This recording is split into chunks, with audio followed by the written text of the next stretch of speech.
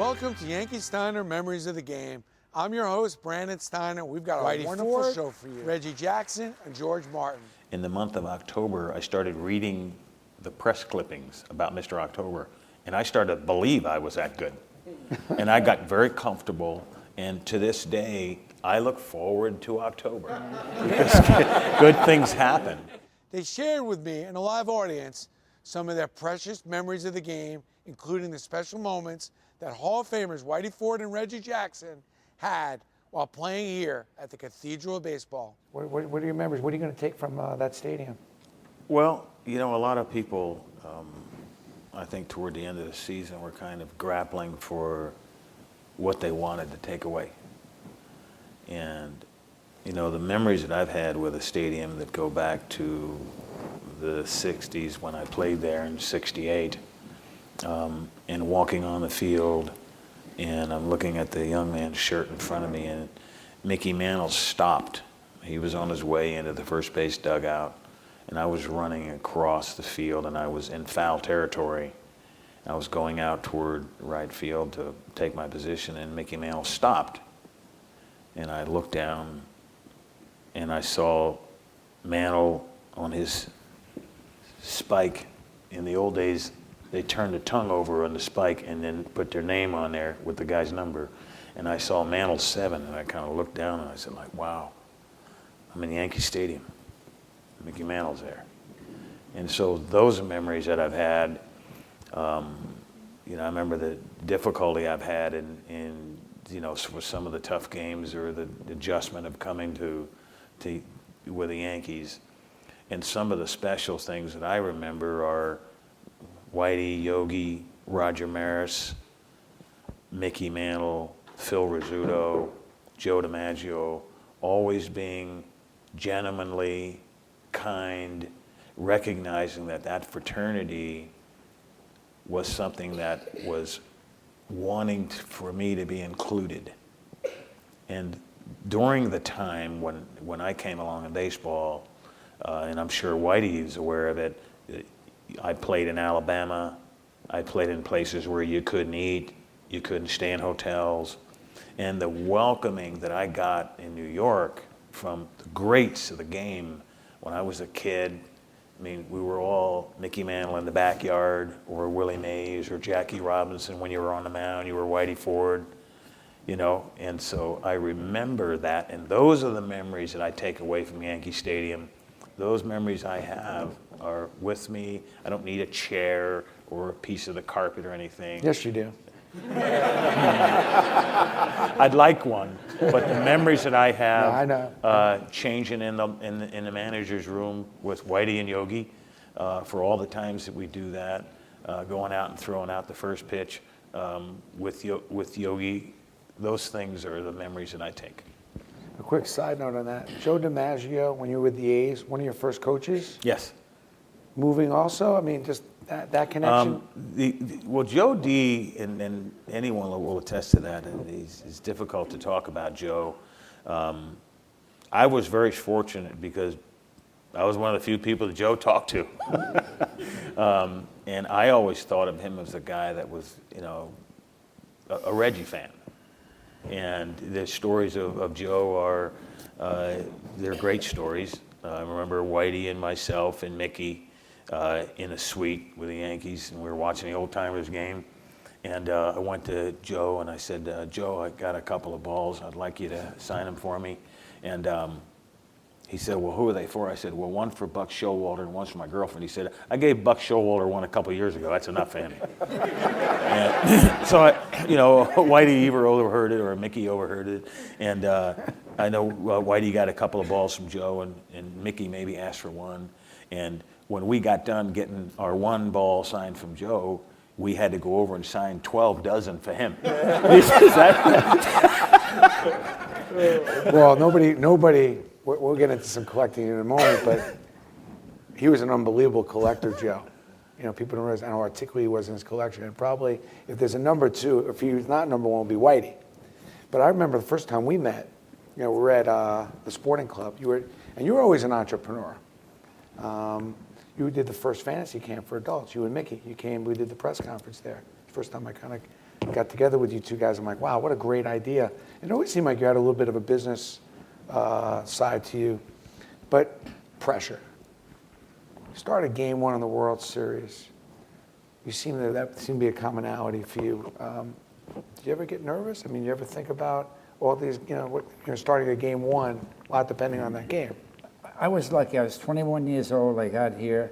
We won the pennant. We played the Phillies in the World Series, and we won the first three, and I got to pitch the fourth game, which we won. And I never got nervous out on the mound, unless Ted Williams got up or somebody like that.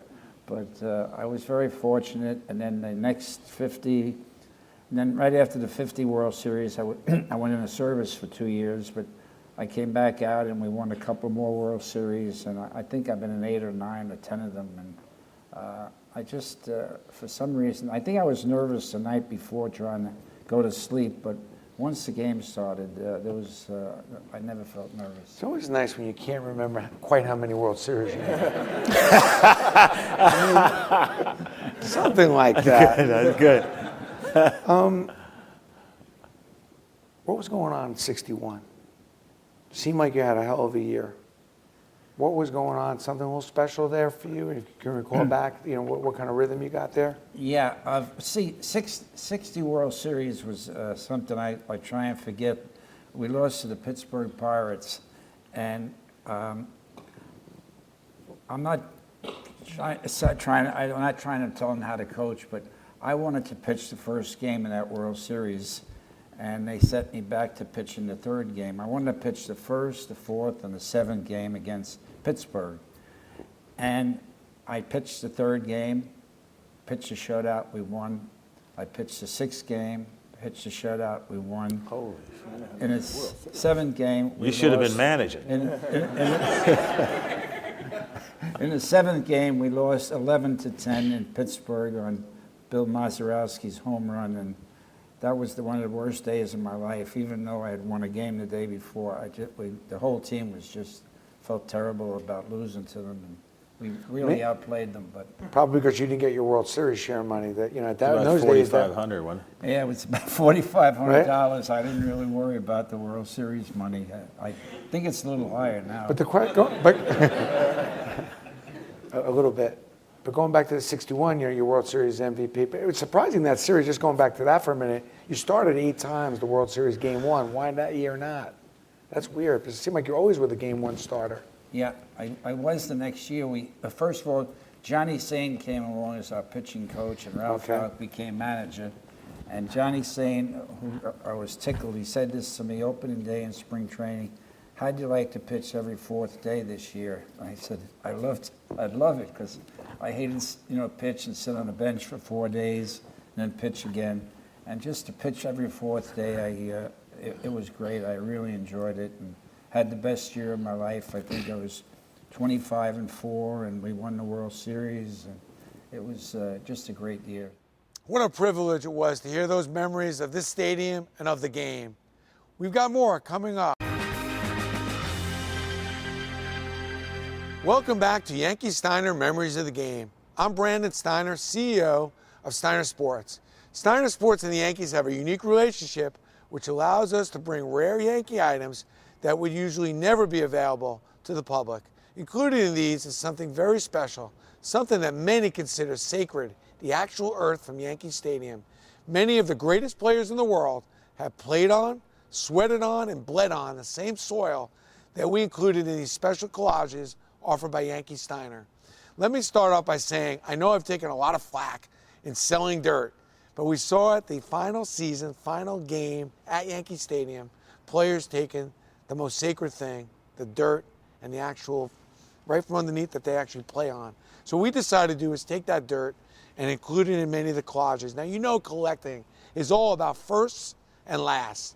So we start off with the last Yankee starting pitcher with Andy Pettitte. We also finish off with a Mariano last pitch ever at Yankee Stadium right here, which include authenticated dirt from Yankee Stadium. We had auditors come and authenticate the dirt in every one of these. So making sure that you actually have the dirt from the final game at the stadium. Here we did something a little out of the box. We did a series of these, and I love this photo. It's very affordable, especially this time with Christmas coming up, where we have Derek Jeter, our favorite Yankee of all time, sliding into third base. We took the actual dirt from Yankee Stadium and applied it onto the photo. So there's actual game-used dirt on this photo. You could buy this photo signed, unsigned, framed, unframed, and I think it will look just great. You have a great memento to remember the stadium, especially around this time of year. And I'd be remiss in talking about this. A lot of us wanted to save our last ticket stub. Some of us couldn't make it to the game. We took the last ticket stub, replicated it, made the final season ticket, a limited edition just for Yankee fans, included some Yankee Stadium dirt. We have about 5 versions of this, which include a scorecard, a replica of the scorecard that Girardi used in the dugout that game, autographed, hand-signed by Girardi, along with the dirt and the commemorative ticket. And the last thing is, I love this item. We're down to only the last one now, which is a trunk that's probably well over 50 or 60 years old.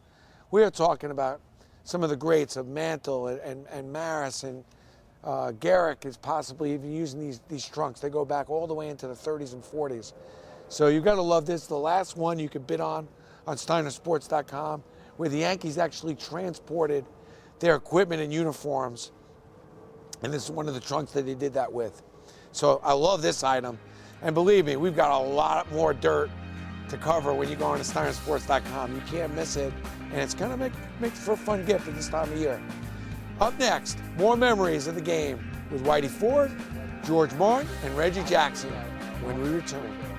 Was that you over there in the corner shoveling dirt in your pocket? No, All not right. yet.